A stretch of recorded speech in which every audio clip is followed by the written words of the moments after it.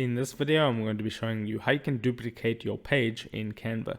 Okay, so if you're working on a specific design and you like the way it looks and you want to use that as like a template for the future pages within that project, how you used to duplicate a page in Canva is you would simply right click on your canvas, and then there used to be a duplicate option, but that's now moved.